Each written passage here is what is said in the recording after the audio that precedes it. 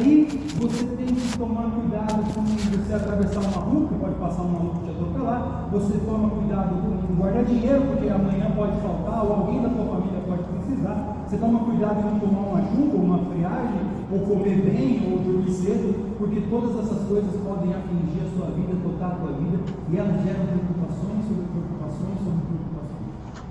E aí eu pergunto para vocês, e quando vocês eram mais novos, muitos de vocês tinham seus filhos pequenos, o marido, o esposo, precisando, trabalhando fora, era pior ainda, eram mais aflições. As aflições elas eram multiplicadas, porque você tinha as suas, as do cônjuge, as dos filhos, a de uma mãe que você cuidava, de um irmão que ficava na tua casa, de um parente que dependia de você. As aflições só se acumulam e as preocupações só se somam e as coisas vão na nossa vida.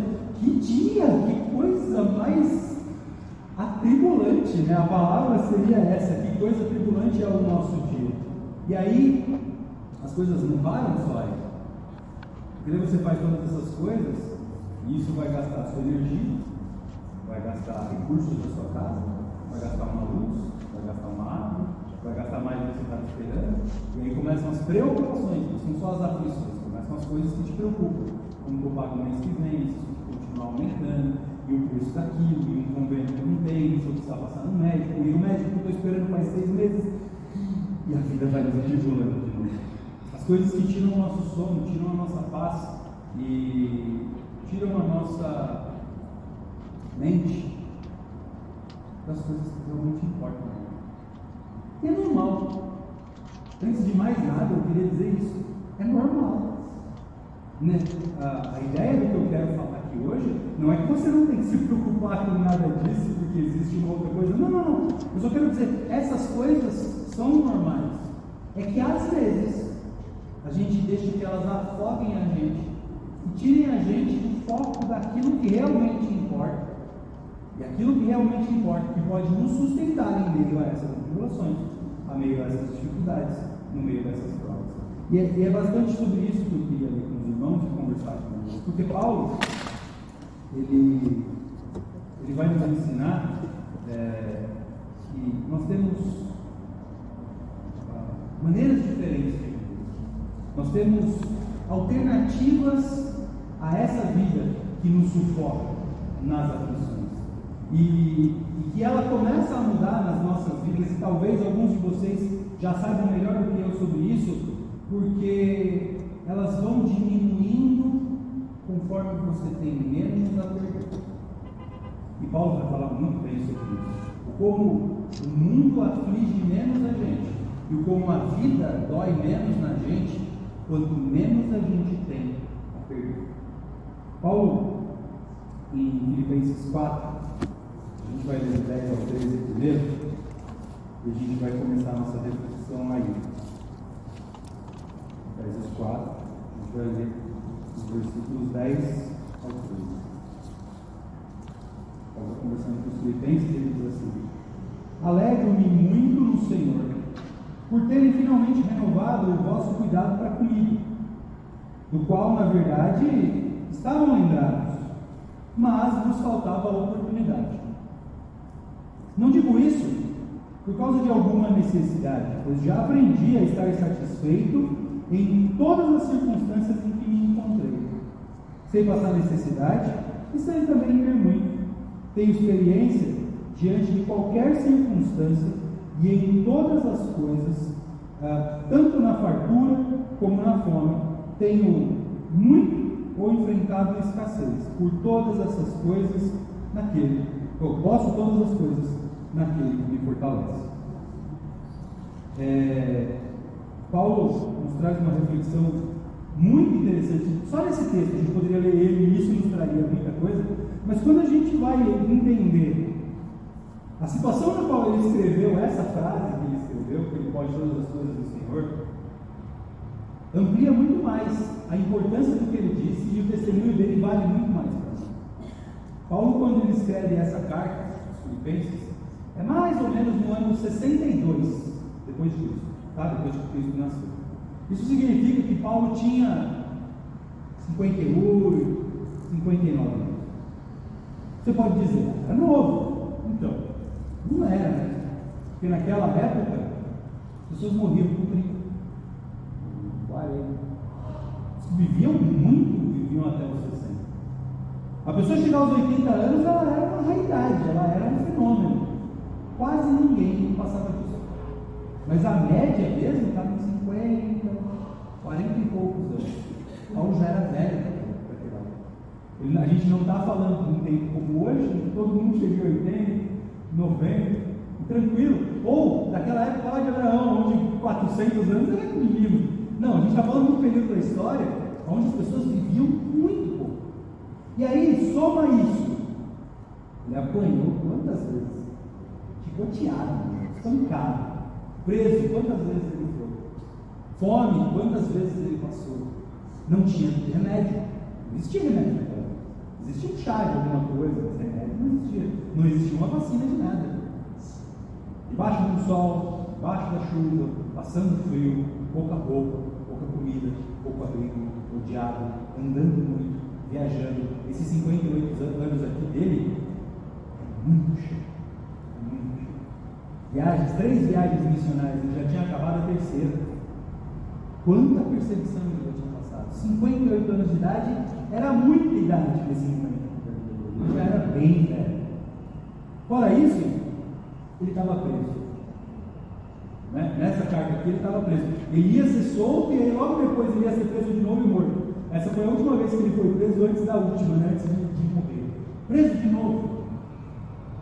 E o espinho na carne já o afligia há algum tempo. A gente nem sabe o que é o espinho, mas para ele chegar e implorar para Deus livrar, você imagina o que era. Era terrível.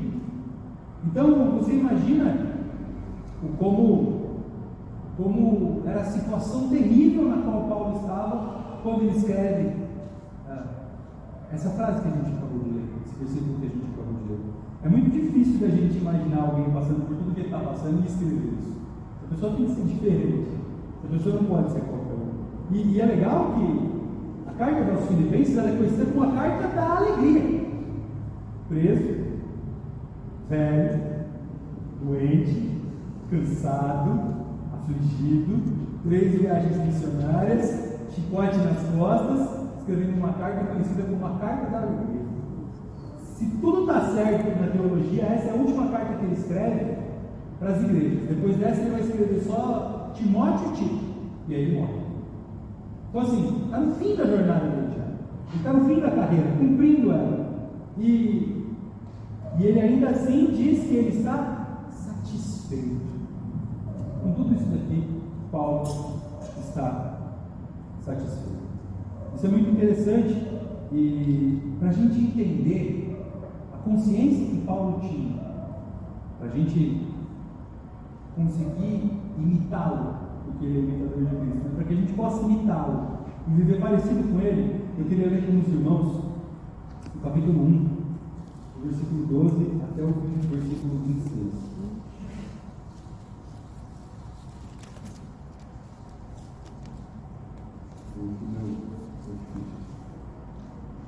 Capítulo 1, do versículo 12 até o 26.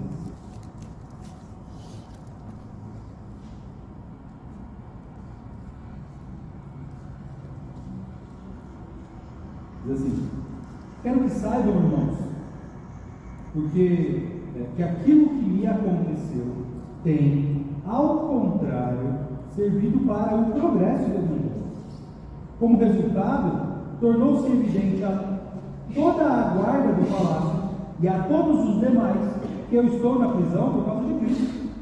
E os irmãos, em sua maioria, motivados no Senhor pela minha prisão, estão anunciando a palavra com maior determinação e testemunho.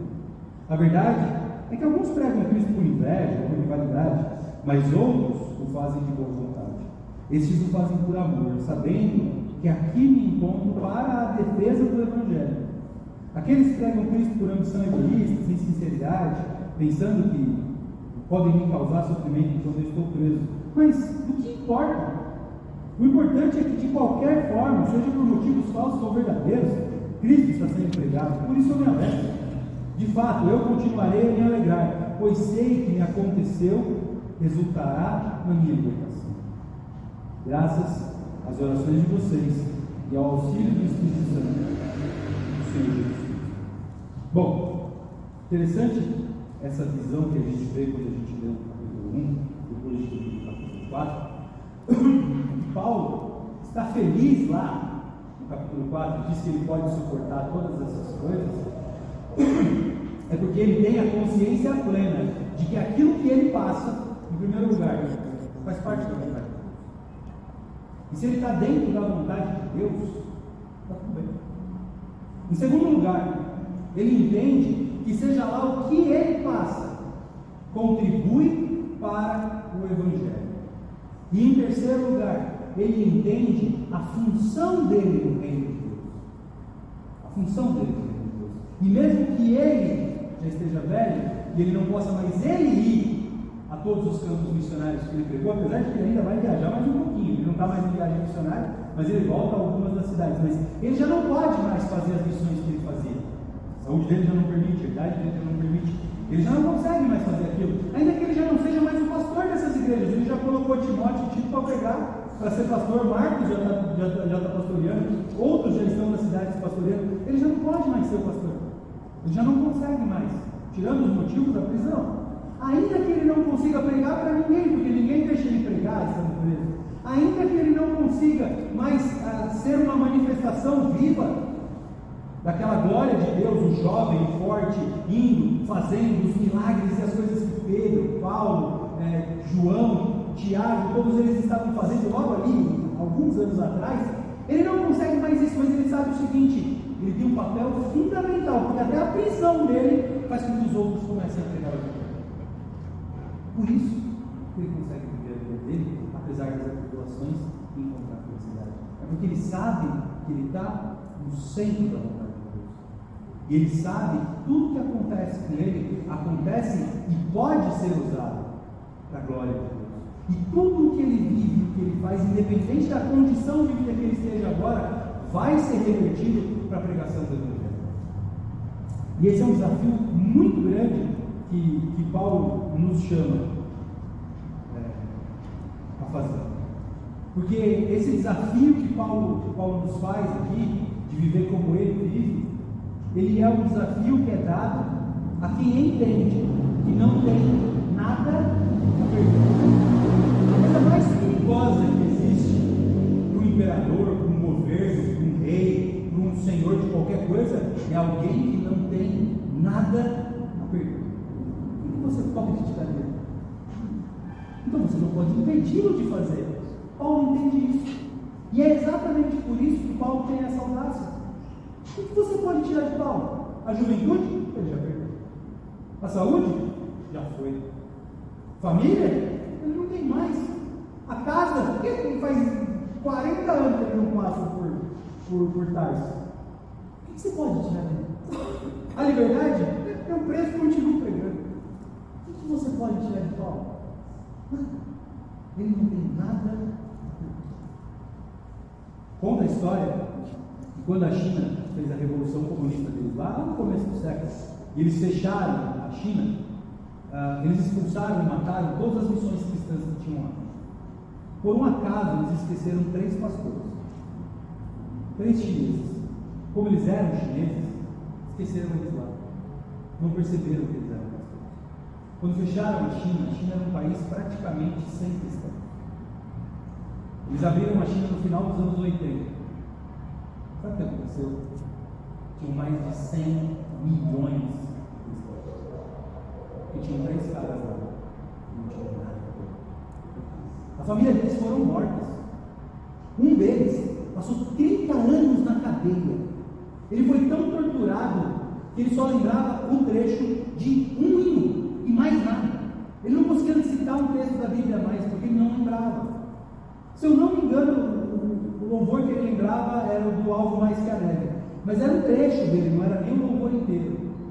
Esses 3 homens não tinham nada perdido. Enquanto eles eram soltos, eles voltavam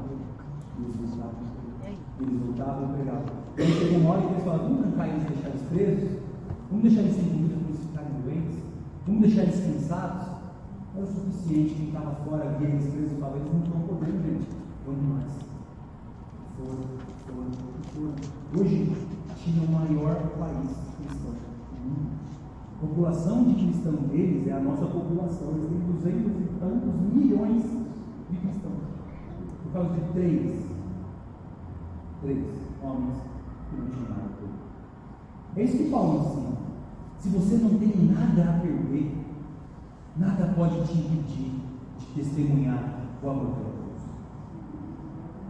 E se a gente tem a consciência de que a gente não tem nada a perder, a gente se torna muito perigoso para ele, porque ele não pode tomar nada da gente. A gente já entregou tudo. E isso é maravilhoso e libertador para todos nós. Não importa a fase de vida que nós estamos, porque se eu estou na idade onde eu consigo começar um ministério e eu vou fazer as grandes coisas, eu tenho que ter essa consciência de que eu não tenho nada a perder. Ou eu não vou ter a audácia de pregar a palavra que precisa ser pregada. Mas o irmão que já fez parte do ministério de louvor e hoje já não canta, não é por isso que você deixa de ser um instrumento na mão de Deus. A sua presença, o seu auxílio, a sua oração, o seu testemunho, o seu discipulado, a sua caminhada, ela prega do mesmo jeito que você estava. Quando você dirigia uma igreja, quando você era um diácono, ou quando você era um líder de algum ministério, ou quando você era o pastor da igreja, quando você era o irmão da portaria, qualquer que seja o ministério que você exercia ou que você exerce, que você ainda tem, nada é motivo para que você não seja o exemplo vivo de Cristo, para os que conhecem e para os que não conhecem. E a doença não é motivo suficiente para te impedir, porque a maneira como você se comporta na doença testemunha. Porque uma coisa é fato, nós vamos passar pela doença, mas a maneira que nós vamos passar por ela é que vai dar o testemunho. Quantos e quantos testemunhos a gente não conhece de 2 internados, e aí você vai visitar a pessoa, quem é que está aqui do lado? Não reclama, não chora, louva, as pessoas vêm, tem sorriso, tem conversa. Eu estou aqui com um negocinho no meu pé, eu estou morrendo, eu não quero alegria, luz apagada, eu não quero nada, e o do lado está cantando e vai operar o coração. É isso aí, é assim que a gente testemunha. Na nossa casa, meu marido não é convertido, meu filho não é convertido, a minha família não é, é o seu testemunho silencioso, você não precisa pregar para eles o tempo todo, você inteiro revela Cristo. E é a maneira como você vai se comportar nessa tribulação que vai revelar exatamente se você tem alguma coisa a perder. Porque se você tiver medo de perder aquela pessoa, você vai se acovardar e vai fazer da maneira como quer. Mas se você não tiver nada a perder, se você já entregou aquela pessoa na mão de Deus, você vai ser destemido e você vai fazer conforme o Espírito Santo te direciona. E o resultado disso é a ação do Espírito Santo. Nada pode nos impedir de viver com Cristo. Absolutamente nada. Não é idade, não é doença, não é ministério, não é meu joelho ruim, não é cansaço, nada pode nos impedir de testemunhar a glória de Deus. É o que Paulo nos ensina, porque ele fala que até a prisão dele serviu para pregar para ele. Mas ele não pôde falar para os guardas, mas os guardas sabiam que estava preso. O testemunho que a gente tinha, isso antes, lá em 2012, 2013, às vezes a gente passava e via irmãs na chuva, vindo para o culto de oração na quarta-feira. Falando, essa irmã está fazendo na chuva. Pois é, ela está testemunhando para mim e para você, que nada pode impedir ela de adorar a Deus. Não é a chuva. Você entende? Ela só está indo para o culto, mas ela está testemunhando a cada pessoa ao redor dela que sabe onde ela está indo. Um servo do Senhor. Isso. A mentalidade que Paulo nos ensina é exatamente essa. Se a gente não tem nada a perder, ninguém pode. E aí o texto de Apocalipse 21, ele é a coroa disso daqui, porque no fim, quando ele voltar e nós participarmos com ele da glória eterna, esse é o fim para mim e para você. O que vai acontecer com a gente? Morrer? Paulo fala, morte para mim é o quê? O lucro. Porque é isso aqui que eu vou ver se eu morrer. O rei voltando e eu sendo levado para essa coisa da eternidade. É sério que você quer me ameaçar com morte? É o pior que o mundo pode nos oferecer, é a morte.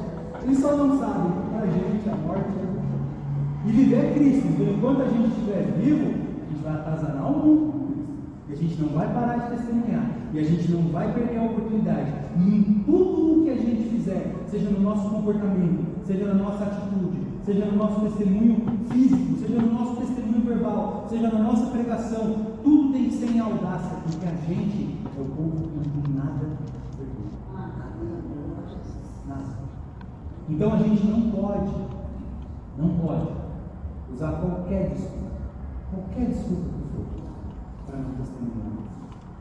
Não tem ninguém aqui que não tenha capacidade de testemunhar isso na sua vida, nas suas atitudes, no seu dia a dia, no seu sofrimento, na sua angústia, na sua limitação, na sua dificuldade. Absolutamente tudo pode ser usado para testemunho de Cristo e para a salvação de Deus. Amém? Glória a Deus. Então que essa palavra de desafio fique com a gente, que a gente se conscientize de não ter nada a perder. E aí a nossa vida diária, essas atribulações, elas nos diminuem um pouco, porque os nossos olhos vão estar fixos no céu, um olho na cruz. Amém? Amém. Glória a Deus. Não tem aquele versículo em nada, põe minha vida por preciosa, não é isso que fala? Queria que passasse a minha